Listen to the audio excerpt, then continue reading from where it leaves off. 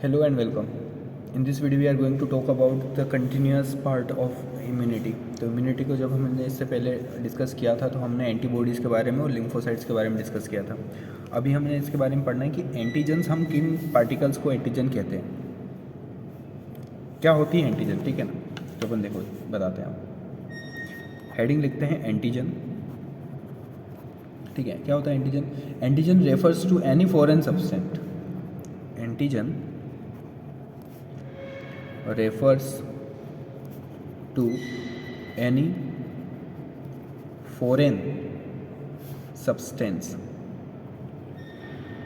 या substances inside the body. Foreign मतलब क्या, यानी कि वो चाइना से आया हो या फिर वो कहाँ से आया हो, अमेरिका से, तो ये हमारे लिए फॉरेन है. तो बेटा ऐसा कुछ नहीं होता, मजाक कर रहा हूँ. ठीक है ना. फॉरेन इन द सेंस जो हमारा बॉडी का कोई पार्ट ना हो, जो हमारी बॉडी के का नहीं हो, जो बाहर से कहीं से आया हो, तो हम उसको बोलते हैं फॉरेन पार्टिकल्स. ठीक है, वो सब्सटेंस जो फॉरेन है. ठीक है, अब देखो ऐसी कौन सी चीज़ें होती हैं जो फॉरेनर होती हैं. फॉरेनर इन द सेंस जो हमारी बॉडी से आउटसाइड से आई हुई है. तो हम लिस्ट बनाते हैं. चलो, तो पहली लिस्ट में हमारा नाम है कोई भी केमिकल हो सकता है. हो सकता है कि किसी ने, जैसे लोग जहर खा लेते हैं भैया, तो जहर पे भी तो हमारी बॉडी काम करेगी उस जहर को ख़त्म करने के लिए. लेकिन कभी कभी जहर हमारी एंटीबॉडी पे काम नहीं कर पाता है, हमारी बॉडी जहर पे काम नहीं कर पाती, तो जहर पे एक्टिवेट हो जाता है भैया, तो इंसान तो मर जाएगा. लेकिन अगर किसी वजह से, अगर मान लेते हैं कि आपकी बॉडी में केमिकल रिएक्शंस हुई और आपका पेट दर्द करने लगा, धीरे धीरे पेट दर्द ऑटोमेटिकली सही हो जाता है.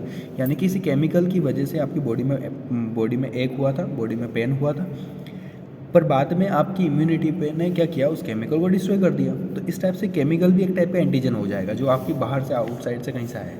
ठीक है. दूसरा, माइक्रो ऑर्गेनिज्म को कैसे छोड़ सकते हैं. माइक्रो ऑर्गेनिजम्स को कैसे छोड़ देंगे भैया.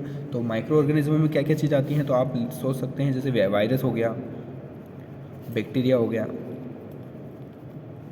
तो इस टाइप से ये जो ऑर्गेनिज्म है, इनको माइक्रो ऑर्गेनिज्म को भी हम क्या बोल सकते हैं, एंटीजन्स. केमिकल भी इज एंटीजन हो सकता है, एंड माइक्रो ऑर्गेनिज्म भी क्या हो सकते हैं, एंटीजन्स हो सकते हैं. टॉक्सिन्स, कोई भी जहरीली चीज़ जो आपकी बॉडी में है तो वो एंटीजन हो सकती है. जैसे पोलन ग्रेन को भी हम एंटीजन बोल सकते हैं. कैसे, किसी किसी को एलर्जी होती है पोलन से, जैसे वो सांस ले रहे थे उनको एकदम सिम्टम्स चालू हो जाते हैं, छींकना, खांसी वगैरह ऐसा कुछ, तो ये भी उनके लिए एक एंटीजन ही हो गया. ठीक है. 5th नंबर पे अपन क्या ले सकते हैं, तो इस टाइप का आप और भी आप सोच सकते हैं आगे कि जो चीज़ आपको प्रॉब्लम क्रिएट कर रही है, जो आपकी बॉडी का पार्ट नहीं है और आपको प्रॉब्लम क्रिएट कर रही है, तो उसको हम एंटीजन ही नाम बोलेंगे. ओके. इसके लिए स्पेसिफिक उसका वायरस होना इंपॉर्टेंट नहीं, बैक्टीरिया होना इंपॉर्टेंट नहीं, कोई लिविंग ऑर्गेनिज्म हो ये भी इंपॉर्टेंट नहीं है. नॉन लिविंग चीज़ भी एंटीजन के अंदर रखी जा सकती है. अब थोड़ा सा बी और टी सेल के बारे में पढ़ते हैं. B cell and T cell. B cells and T cells क्या होती है, तो देखो मैंने आपको पहले बताया था बी लिम्फोसाइट, तो ये वही है जो मैंने आपको बताया था, बी लिम्फोसाइट्स. तो बी लिम्फोसाइट्स को ही हम क्या बोलते हैं, बी सेल्स. अब क्या होती है इसमें, बी लिम्फोसाइट में plasma B cell, plasma B cell. दूसरा, प्लाज्मा बी सेल का काम क्या है, produce antibodies which destroy antigen. यानी कुल मिला के हम बी लिम्फोसाइट को थोड़ा सा एक्सपेंड कर रहे हैं कि बी लिम्फोसाइट दो तरह की होती है. एक होती है प्लाज्मा बी सेल और दूसरी होती है memory B cell. Plasma B cell का काम है प्रोड्यूस करना एंटीबॉडीज़ को जो कि एंटीजन को ख़त्म कर देगी. पर मेमोरी बी सेल का मतलब मैंने आपको पहले बताया था कि वो उसकी मेमोरी सेव कर लेती है. तो कौन से सेल में सेव करती है, तो वो है मेमोरी बी सेल, कि स्पेसिफिक एंटीजन्स के लिए होती हैं. स्पेसिफिक एंटीजन ये क्या होती है, स्पेसिफिक होती है हर एंटीजन के लिए. मान लो कोई एंटीजन आया, उसके लिए स्पेसिफिक मेमोरी इसने सेव कर रखी है, तो हर मेमोरी बी सेल अलग अलग एंटीजन के लिए अलग अलग होती है. ठीक है ना. अपनी ये मत सोचना कि एक ही बी सेल हमेशा आ जाएगी और वो सारी इन्फॉर्मेशन बता देगी अलग अलग ऑर्गेनिज्म के बारे में. हर एंटीजन के लिए अलग अलग मेमोरी बी सेल होगी. ठीक है. अब देखो, long lived that responds very fast. ये जो लिम्फोसाइट्स होती हैं, बी लिम्फोसाइट्स, जिसमें मेमोरी बी सेल्स की अगर बात कर रहे हैं, तो मेमोरी बी सेल्स की जो होती है वो होती है long lived cells. That response very fast on second encounter, यहाँ पे एनकाउंटर मतलब उसका मिलना, उसका अटैक करना, of the same specific antigen. लंबी जीने वाली सेल है, क्यों जिएगी? क्योंकि भैया मेमोरी भी सेल है। आज अगर हमें किसी ने पैथोजन ने काटा, उसकी मेमोरी सेव हो गई और एक ही दिन में उसकी मेमोरी ख़त्म भी हो गई, तो दूसरी बार जब हमें वो इन्फेक्ट करेगा पैथोजन, तो हमारे लिए फिर वो प्राइमरी रिस्पॉन्स ही क्रिएट कर पाएगा। पर इस मेमोरी सेल की वजह से वो सेकेंडरी रिस्पॉन्स तैयार कर सकता है। सेकेंड इनकाउंटर में वो बहुत फास्ट रिस्पॉन्स करती है, यही तो इसकी क्वालिटी है। अब बी सेल तो हमने पढ़ ली, ठीक है। अब हम पढ़ेंगे टी सेल। अब टी सेल क्या होती है भैया? तो मैंने आपको पहले ही बताया था, टी लिम्फोसाइट्स का काम है स्टिमुलेट करना बी लिम्फोसाइट्स को, ताकि वो एंटीबॉडीज़ बना सकें। तो सिर्फ इसमें अपन हल्का सा उसके बारे में इन्फॉर्मेशन ले रहे हैं, जो कि हमने प्रीवियस वीडियोज़ में और पार्ट्स में देख रखा है, ठीक है ना। तो T lymphocytes stimulate nearby B cells to produce antibodies.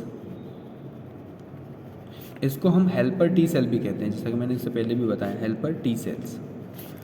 T lymphocytes को हम हेल्पर टी सेल्स भी कहते हैं, जो कि क्या करती है, बी सेल्स यानी बी लिम्फोसाइट्स को स्टिमुलेट करती है, स्टार्ट करने का बोलती है कि वो काम कर दें चालू, किसका, एंटीबॉडीज़ का प्रोडक्शन के लिए, एंटीबॉडी का प्रोडक्शन चालू कर दें।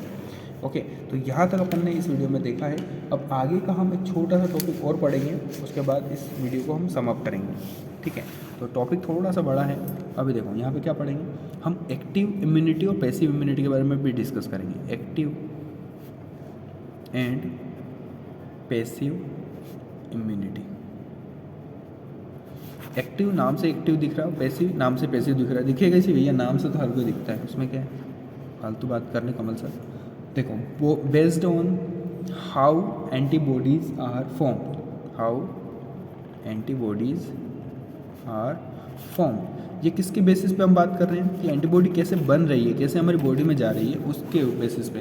तो जब हम एक्टिव इम्यूनिटी की बात करते हैं, ठीक है, किसकी बात कर रहे हैं, एक्टिव इम्यूनिटी की। तो एक्टिव इम्यूनिटी में क्या होता है, एंटीबॉडीज आर प्रोड्यूस्ड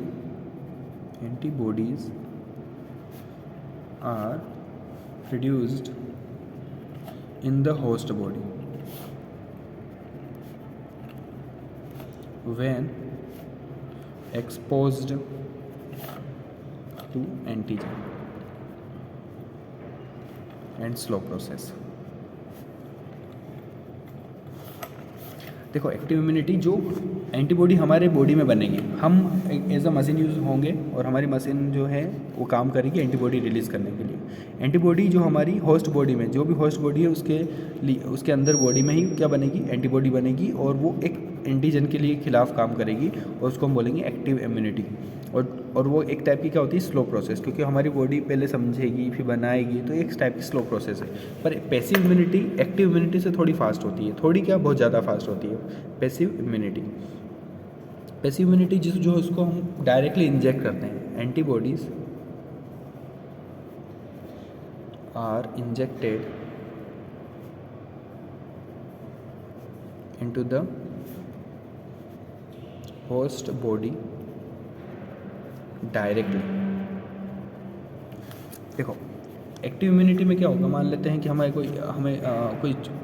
बॉडी में अगर एंटीजन चला गया और एंटीजन के खिलाफ हमारी बॉडी उसको समझ रही है एंड देन एंटीबॉडी प्रोड्यूस कर रही है, तो इतना टाइम लगेगा, स्लो प्रोसेस। तो एक्टिव इम्यूनिटी हो गई। पैसिव में क्या हो गया, एंटीबॉडीज़, मान ले कोई बीमारी हो गई हमें और हम इतना वेट नहीं कर सकते कि हमारी बॉडी उसको समझे, उसके बाद उसकी एंटीबॉडी बनाए, तो हो सकता है उसमें जान की हानि हो सकता है वो इंसान मर ही जाए इतने टाइम में एंटीबॉडी बनाए थे। तो उसको हम पैसिव इम्यूनिटी के थ्रू क्या करते हैं, उसको एंटीबॉडी डायरेक्टली इंजेक्ट कर देते हैं उसकी बॉडी में, ताकि वो अभी हाथों हाथ अभी तो सुधर जाए, उसकी बॉडी अभी तो रिकवर कर सके। तो antibodies are injected into the host body directly.